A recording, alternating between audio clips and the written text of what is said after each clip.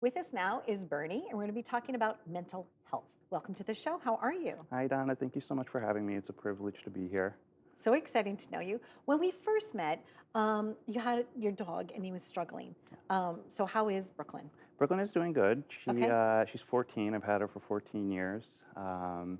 She had a little bit of a couple of tumors that we had removed, but she's recovering well.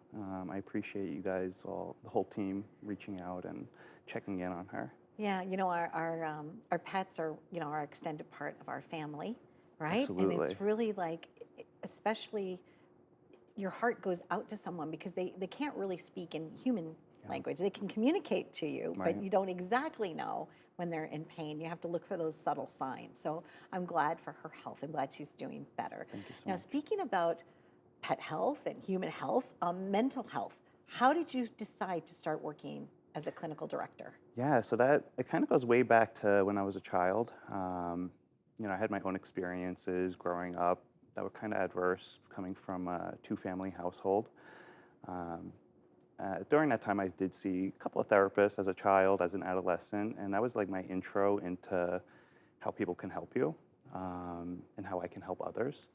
So it was probably around that time, in like 2007, when I graduated high school, where I was like, okay, I'm going to dedicate my life to helping others, especially those that are a part of like the LGBTQ community, such as myself.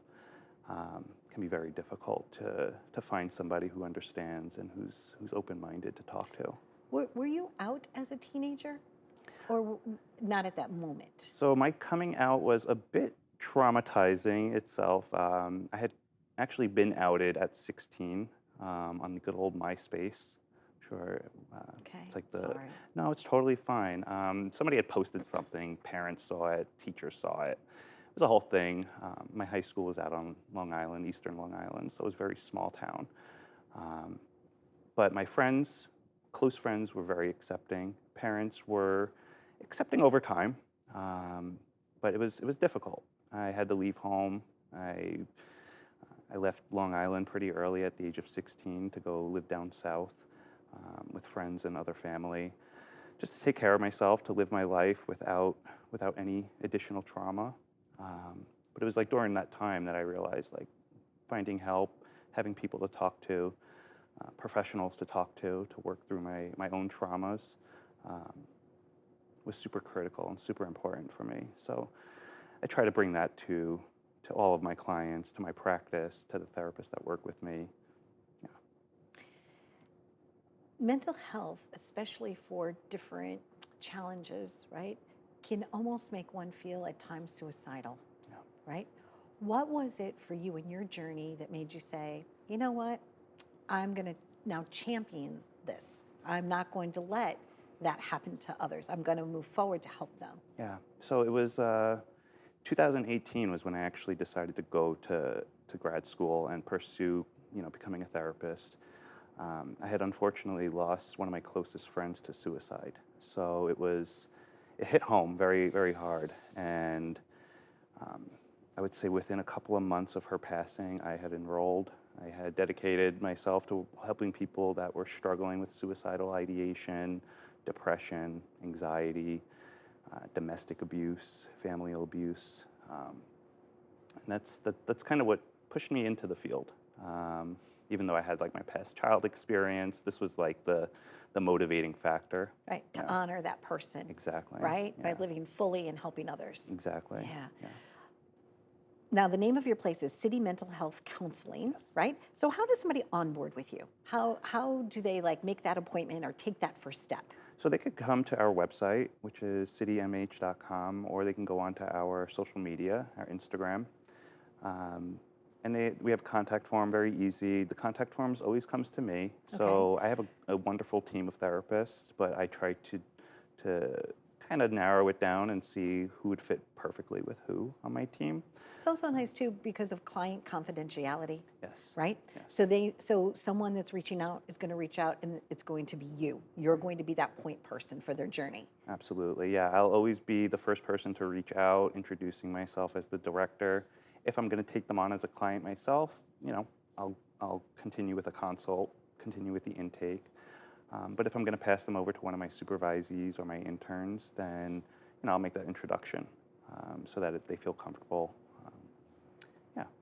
What's someone's journey that really like lights you up inside because you know that you're able to help them? I'm sure there's plenty of success stories, but is there one in particular Yeah. that you say, wow, look at them go?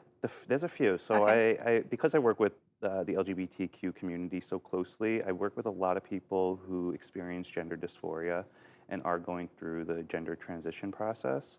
So I see them from the very first steps of trying to get their name changed to surgery, Okay. and going through that experience with them, talking to their doctors, their psychiatrists. And I have a few clients who I've seen change genders, become more comfortable in their body, and that just reminds me of why I'm doing what I'm doing, because not many people really understand, at least in today's world, really understand the struggles that the LGBTQ population can experience and face, not just as adolescents, but as adults. Met someone not too long ago. I had a shopping experience, and the person was helping me bring things to my car or whatever, and they were just the nicest person, and they openly shared with me. They're like, "Oh, by the way," and I was like, "Oh," I said, "Well, that's nice to know." They didn't have to tell me, Right. but they felt like they felt comfortable talking to me, Yeah. and I just laughed. I said, "Well, I have spoken to like 17,000 people." I said, "So maybe I emanate like Right. I'm a good listener. Yeah. I'm a good space, a good safe space for someone." Yeah. And I think as a therapist, that's really what someone needs. They just need someone to be a safe, confidant Right. for them, no matter what the decisions are that they make. Yeah, You know? and I think as a gay therapist, having like shared experiences with gay clients, lesbian clients, transgender clients, it makes it easier to connect, makes it easier to build that safe space. Yeah, because So you're like, I've been there. Yeah. Not only can you sympathize, you can empathize. Exactly. It makes a difference. Exactly. It is important, I think, that we do have these conversations, about diversity and inclusion and, just equal rights and being kind to one another. It's all about kindness. Yeah. So that's the other reason I wanted to have you on. I was like, you know what? I might not be in that particular Yeah. vertical, right? But I can have a warm, caring, and kind heart, Yeah. Absolutely. and have dialogues about learning and understanding. Yeah. So if somebody's facing some type of challenge, they simply just need to reach out to you, Yeah. and Yeah. you will help them. And if they're not here in this tri-state area, because our show does air anywhere in the country, they could still reach out. I'm sure you could make a referral. They can reach out. They can make a referral. We are able to do telehealth via Zoom or whatever options they prefer. Okay. And that can be throughout the country, which was a great thing during COVID, was they allowed us to see people outside of the tri-state area. But we do also have an in-person office in Manhattan for those that are local. Well, happy journeys to you. Thank you so much. Thank you for joining us. Thank you for just bringing a little bit of, awareness to the challenges that others are facing. And I thank you sincerely from the bottom of my heart for trusting me with your story. Thank you, So- Donna. I really appreciate it. You're welcome. Thank you, Bernie. Stay tuned for more. We've been living it up right here. I'm Donna Drake, and I am hoping that your journey is sweet and blessed and good. Be well.